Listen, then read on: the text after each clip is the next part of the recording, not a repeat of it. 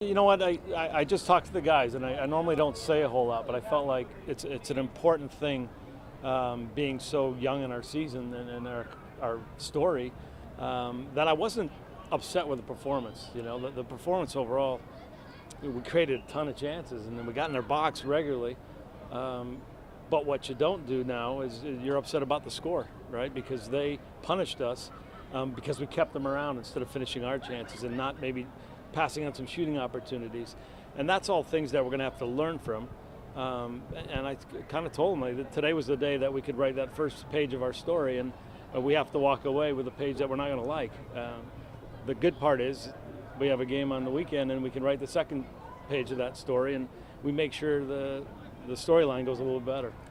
So it's not the performance I'm upset on. I mean, the guys gave me what they had, and it's just we didn't put them away. When you keep a team around, they punish you, and that's what they did today. The shooting opportunities, you mentioned that is what I was going to ask you about. You had several opportunities in the box, almost within the 6-yard box, and couldn't quite get it teed up quickly enough. What are you going to do to remedy that? Well, you know, and I just talked to him about it's being opportunistic, and, you know, just because you're a left-footed guy and it comes on your right, pull your trigger. You know, good things happen when you shoot, and that's something that we'll take back, and obviously we'll watch. But again, I'm not disappointed with the performance or the effort. It's the result that we're really disappointed with. Because to be fair, when I came out here, the fans were awesome. The atmosphere was awesome. It was electric, and you know, we wanted. Obviously, we were disappointed. We didn't give them something to walk away with. I hope they saw some of the signs. But in the end, you know, we're disappointed as we walk in the locker room because we wanted nothing more than a win. Any nerves associated with the very first game for a franchise? Yeah, I'm sure. You know, and any coach would be lying if he told you I didn't have nerves. You know, I've been in that a long time, and you still have that anxiety. And you know, we're putting a new team together, so all the things you worked on, you hope it shows up game day. Mm-hmm. And today, the part that let us down was the finishing, one of which we've been really good at. So. A lot of number 9 jerseys out in the stands today. How much of a burden does Chandler have being the native son and kind of the face of this franchise? You know, it's never easy. You never want to put too much pressure on one guy, and I think we, as a team, do a really good job of that.